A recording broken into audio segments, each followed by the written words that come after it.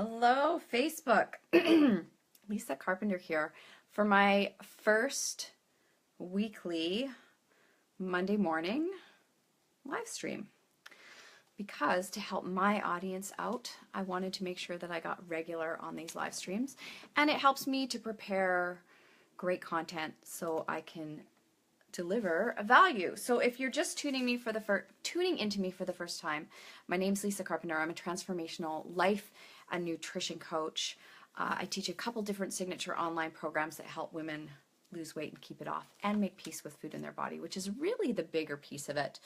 And I also work with top level entrepreneurs who are ready to take better care of their health. They're ready to really put themselves first as well, not just in their business, but in their bodies. Hi, ladies. So good to see you, Shannon and Gina. And if you're joining me live, say hello. Introduce yourself. So today, I've been offline a little bit. And I came on and live streamed last week just saying that, I've had to take some time to step back and really see where I'm at in my business, how I wanted to move forward. And I've had some really, really big life shifts. Hey, Yvonne. And one of those being that I recently paid off a significant amount of debt. So what does that have to do with weight loss? It's a really good story, which is why I'm going to tell it. My debt has been part of my life since the time I graduated high school. Like, it's been with me forever. I've talked really openly about how my credit cards really became my best friend. I left home after I graduated. I was on my own. And, that first credit card, it was like, okay, I'm going to make it. I'm going to survive because I have my credit card. And it just kind of followed me through life. Whenever I needed something, it was always there for me. I can't even begin to tell you guys how many times I've racked it up, paid it off, racked it up, paid it off. What makes this time different for me?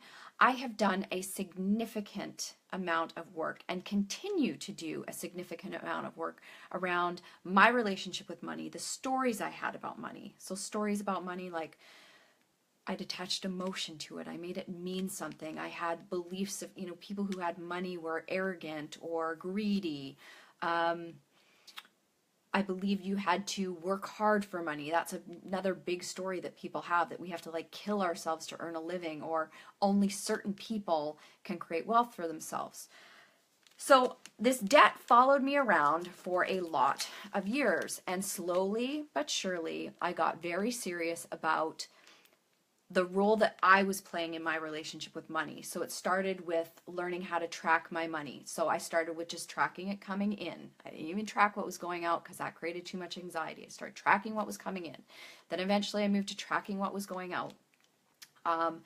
Opening up my bills, looking at my bank account balance, stripping down the stress and anxiety around money and not making it a thing that was controlling my life. And eventually was able to get to the place where I have been able to clear it now. So I still have to, I'm still not fully debt free because I have a mortgage, but I don't carry any extra debt. But I still have to use a credit card. So I have had to admit to myself that I'm a bit of a chronic debtor. So it's a little challenging still having a credit card. But because I run a business and I run an online business, it's almost impossible to not have a credit card. So when that statement comes in, I have to pay it. So this is what I wanted to talk about, is living debt-free. Now, what I believed it would give me. I believed that when I cleared all my debt, I'd have this amazing freedom in my life and this ability to do whatever I wanted. And here's what's actually true about living debt-free. This is harder. This is harder. It's harder to live debt-free than it was when I was a debtor, because when the credit card bill comes, I have to pay it. There's no oh, maybe I'll just pay some. And the voices still pop up around oh, well, if you pay it all, are you going to have any money left in the bank?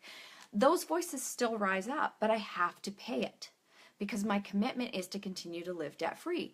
What this also means is I have to continue to practice my wealth consciousness. It means I have to continue to be responsible for paying attention to my money, watching what's going in and out of my bank account, watching my spending, learning how to budget. I've never budgeted.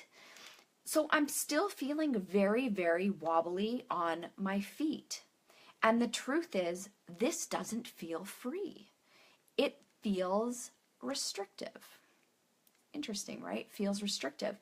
Because when I actually had my debt and I wanted to go do something or I wanted to buy something, it was like, I've already got debt, so I may as well just spend money. Are you starting to see the connection with weight?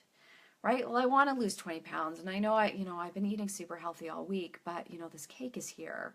And if I just have a slice of cake, like, is it really going to make a difference? Like, cause I still have 20 pounds to lose.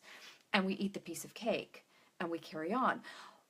Once you lose the weight, ladies, that's where the real work starts. Because now you have to actually be committed to really owning that lifestyle. So one day at a time, you have to make those different choices that are really going to support the goal that you've worked so hard to create for yourself. So I thought not having debt would create this freedom for me, but in essence, I'm having to redefine what that freedom is going to look like. Because freedom for me meant that I could spend whatever I wanted whenever I wanted. But that's not actually freedom. That actually robs me of my freedom. So not having that debt now means that I have to live with more boundaries and more, I have to just be more conscious about my money. But in return for doing that, I am going to have greater freedom. It's just going to look different, right? It's delayed gratification. If I want to buy something, I have to save up my money for it. So this is why I wanted to talk about this, because I think so many of you believe that when you lose the weight, you'll have everything that you want. And I think unconsciously, I can see this now, I think unconsciously the reason that I struggled to pay off my debt for so many years is because the truth is I knew that it would kind of suck when it was paid off, because now I wouldn't just be able to do whatever the hell I wanted when I wanted to do it. And I wonder how many of you struggle with losing weight because once you get there, like, if this is what I have to do to get there, if I have to change how I'm eating, if I have to eat more protein and more vegetables and my healthy fats, and I've got to eat regularly, and I actually have to put myself first and take care of myself and make myself a priority in my life, in order to maintain that weight loss means that that's what you're committing to, not just for this short amount of time to lose the weight. It's what you have to do after you've lost the weight to commit to that lifestyle, to say, I really want to hold on to this. So I want you to really think about what you believe is true for you when you lose the weight. So the story you've created, right? Like, so my story was, I'm going to have debt freedom, I'm going to travel the world, I'm going to do all these things. Oh, well, no, actually, I will, but it means I've got to actually save up my money for the trips. I have to take a step back and say, I want to do this. How am I going to generate the revenue in order for this to happen for me, right? So if you want to eat the cake, what other choices do you need to make during the week so that you can have the piece of cake? Because trust me, once you understand your food and you really are in a groove, you can have all the things. I eat all the things and my weight doesn't change a ton because I know the push and pull of what I can and can't eat, or the choices I can and can't make. If I eat candy every single day, my pants aren't going to fit. If I'm making really good choices all the time, then I can go out and have a piece of cake or a glass of wine. I don't drink, but you get what I'm saying. And it won't make an impact. I can put money into savings and save up to go on that trip and not put myself into debt and not cost myself money to take that trip. So I want you to think about what you believe will be true when you lose the weight, what you think your life is going to look like. And then I want you to get honest with yourself about what you know will be true. Because I think we're avoiding the things that we know to be true about what those changes and how those changes are going to impact us. Because I know for me, I'm not going to go back, but this really is the harder part of the work that I'm having to do. So I've changed my mindset, I've changed, but the being in it every single day and staying committed to living this way, and not just like, I'm going to buy the course, I'm going to do the thing, I'm going to work with that person, I want to go here, I want to do this. That is taking so much more discipline. And when I hear the word discipline, it's the opposite of freedom. But just like in the email I sent out, what I've had to learn is systems and structures and strategy actually gives me the freedom I want, but there's boundaries around it. And if I respect those boundaries, I get that freedom. So when you're constantly on and off this diet roller coaster, you are unconsciously giving yourself the freedom to eat whatever you want when you want it. And then you punish yourself, and then, around and around you go. Committing to a true lifestyle where you lose the weight, you feel amazing, and you keep it off means that your level of commitment to yourself just went up a notch. And you may unconsciously believe, like, I'll never be able to eat this. I'll never be able to live this way. And you know what? You're right. Some things are going to significantly change, and it'll be worth it. But if you want to truly break that dieting cycle, you have to look at what is keeping you in that cycle. And I think that has been what has been so incredibly powerful for me. And there's been even more realizations coming up for me around my debt and the role it played in my life. Like, I'm going to be 45 this year. I've been carrying my debt since I graduated from high school, so that was back in 1990. It has been a significant part of my life that no longer exists. And it's weird. And I'm realizing how much moving away from that pain, right? Because I talk about inspiration versus motivation, or another way to talk about it is moving towards moving towards pleasure or moving away from pain. That debt really motivated me on a daily basis to move away from my pain, to do the things that I needed to do to get away from it. It's not there anymore.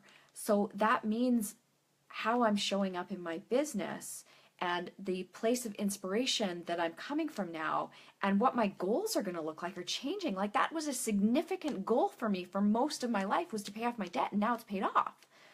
So now I get to create goals around travel, around creating wealth, around creating savings. Hello, savings. Like money in my account for when I want to do something.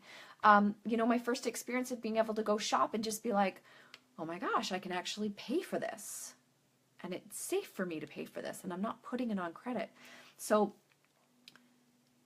that's what I want to help move you guys towards, is I want you to go deeper into your story around your weight, into your story around food. I've said this over and over again. I'm going to continue to deliver this message. The what you eat part of it is actually the easiest part. The budgeting part, the managing your money, the in, the out, that's the easier part of things. It's the emotional pieces underneath that are keeping us stuck. It's the deeper work that we need to continue to do that's going to move us towards that freedom. But we really have to get clear on what we want that freedom to look like, what we're signing up for, what we're avoiding in the process. Because I can now see very clearly some of the things that I was avoiding. Because there have been some tantrums over here about the fact that I can't just do what I want anymore, right when I want it. And that's okay. I'm willing to be with the tantrums about that, because I am in this for the long term, because I know that freedom that I really want for myself is only available if I commit to this kind of lifestyle for myself around not debting, managing my money, and just, being the CEO of my business. So I want you to think about how this relates to your weight. So what you believe to be true will be true when you lose the weight, and what you know to actually be true about you losing the weight. And I want you to really think about what that means to you, what that needs to significantly shift in you, what stories you need to heal about yourself, what you're willing to let go of, and what you're willing to step into in order to make that happen for you. It's not going to happen overnight, but it will happen. The more you work on your mindset around food, your body, how you think and feel about both, your relationship with both will transform. Hello, Susan. I know you caught me live, and I'm just wrapping up. I think this was a pretty good one. This was a topic that I've really been, I've had conversations with clients about this because I think it's really powerful. I think that our subconscious or unconscious beliefs quite often keep us in this stuck holding pattern. And, you know, as one of my dear friends mentioned to me the other day, you know, no wonder I'm in a little bit of a funk, because I have seriously just disrupted a pattern that I've been carrying with me for my life. And when we disrupt big patterns in our lives, when we like blow things up and they're no longer the truth for us, things like that changes us. And we need time to integrate that. So this is why even when people are working with me with weight loss and they've lost, you know, 10, 20 pounds, and sometimes they get frustrated that they're like, why am I not losing more? Why haven't I lost more? And I said, the process of integrating the weight loss and holding it at that place is so powerful, because it's easy to lose weight. But again, to stay in that place, if I've lost weight and I'm going to keep it off now, that is where the rubber hits the road, and you need time to integrate. You need time to get used to being in your new body. I'm needing time to get used to living debt-free and still feeling wobbly on my feet around the budget and the spending. It's like, ooh, I don't want to spend because I'm afraid. I'm still getting used to it all. So I'm giving myself lots of time. I'm being super gentle with myself as I integrate all these new changes and see where it takes me as I move forward. So I will end on that note, because now I'm just going to start to ramble. These are going to be, I've committed to showing up here at 11 o'clock or just shortly after, because I usually have a client before, so I need a sip of water and maybe a quick bathroom break before I hop on. But I'll be here every Monday at 11 o'clock Pacific Standard Time. I know I had said 10 and I messed up my schedule, so don't hold me to that. But 11 o'clock Monday mornings, Pacific Standard Time. If you don't make it live, that's fine. I am going to be sending out the replay in an email if you are on my list, so you will get the replay. And if it is beneficial, then please share it. If you find that there's value in these lives, or my message has really stuck with you, I would so deeply appreciate you sharing with anybody you think might need this message. That's how my work grows. And yeah, I thank you very much for being here live. So it's so great to see. And of course, I'm so spoiled, right? Because so many of you are part of my EAT community and my alumni. So you always make me feel welcome and warm, because still, after all this time going live on Facebook, it still makes me catch my breath. And I'm always surprised when somebody says, oh, I caught your live the other day. And I was like, oh, what? You watched? I'm so grateful that you took the time to actually watch what I had to say. So there's a lot of people seeing my message that I've never met before, and that's really cool. So I appreciate you taking the time. So on that note, have a fantastic week. Get what you need to get done to support your success, whatever your success looks like.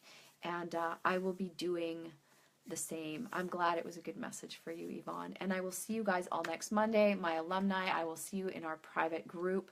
Feel free to comment more here or in the private group, wherever you feel more comfortable sharing whatever this has brought up for you. So much love to all of you. I love the hearts. They're so cute, because they just like burst and explode all over my screen. And matches my shirt today. So have a great Monday, everybody. I'm going to get a bite to eat, and then I am on a call with my coach. Because this inner work is never done, and I am committed to staying in the room with myself as I work through my own layers of stuff as they come up. And of course, as always, I will be sharing my process with you, because I believe in my storytelling, you guys will find the answers and hear the things that you need to say to continue to move you forward towards whatever your goals are. So much love to all of you, and I will see you all next Monday. Bye!